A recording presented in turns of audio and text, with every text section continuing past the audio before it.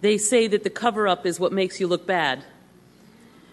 And the fact that this report keeps being moved and pulled and moved again, I think is really unfortunate because it only contributes to the mistrust that the original participation in the raid engenders.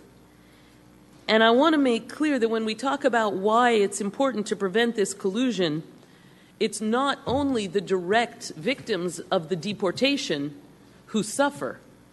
When victims and witnesses of crime are made to be afraid to come forward, it makes everybody less safe. It makes it harder to solve crime. It increases the risk for everyone. And it also goes against our values as a community. I think it's also important that we be aware of the context in which we are acting, that ICE is made explicit that they are acting to target non-criminals. The targeting of people with no crime alleged is up 156% over last year by ICE. Acting ICE Director Homan has publicly stated, if you're in this country illegally, you should be scared, you should be uncomfortable and looking over your shoulder. They have made explicit that racist targeting is their goal, that striking fear into communities is their goal, and that not only is not a public safety goal, it fundamentally undermines and detracts from public safety in our community. I have a couple of questions. There's been a lot of back and forth about was this a criminal action? We've seen many reports in the media and from other documents that people have dug up that someone is now facing deportation from this action. And I would like to know from this presentation that we got, is it still the position here that nobody is facing deportation? I mean, is there different information from that which has been reported about the fact that somebody is facing deportation as a result of this action? I think that is really important because they've made clear, and we've seen this with ICE and HSI raids in other cities, that they will say it's a criminal action and then they will go into a property and seize people for deportation. And so we need to be acting with that knowledge.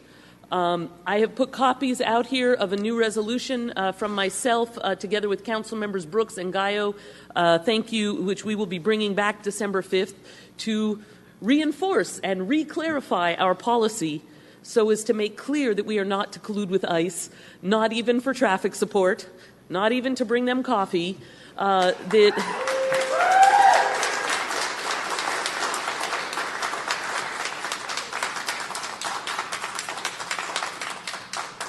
that we need to act in compliance with our vision.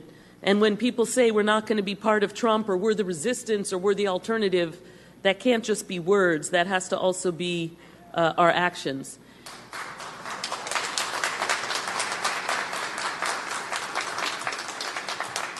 I'd also like to ask, because some of the press reports mentioned as an aside that maybe since then a new directive or a new order was given from the administration to the police department, and so I'd like to ask if that's the case, and if so, if we can please have copies of that, if there was, in fact, a new order given recently. Madam Administrator, do you know if that's the case? Was there a new order given by the administration to OPD about what they are or are not to do? No, there hasn't been, but the mayor, I don't want to speak for her, has spoken publicly on her position. Okay, but it wasn't an actual order given. It was just a comment. Okay, so let's just make sure, everybody, you're going to have to be here back December 5th because we're going to have to actually pass a new law to, again, make clear what it is that we are not to do. And, you know, there have been a long history of ICE actions that have endangered communities, including our own. You may remember there was a horrifying murder of Antonio Ramos, who was painting a peace mural in Oakland on an underpass and was murdered with a gun that was stolen out of the car of an ICE agent when it was left unsecured in the back seat. And so that also, you know, is part of what endangers our community. And then my last question before the public speakers, I wanted to inquire of who, besides the police chief, was involved in the decision to allow this supportive deployment of OPD officers to take place. I believe I heard the chief say that she notified the administrator and the mayor, but I wanted to just get clear of who was a party to this decision making. Thank you. I'll leave my other comments till after the public speakers. Thank you. Thank you. Let's have the public speakers, please.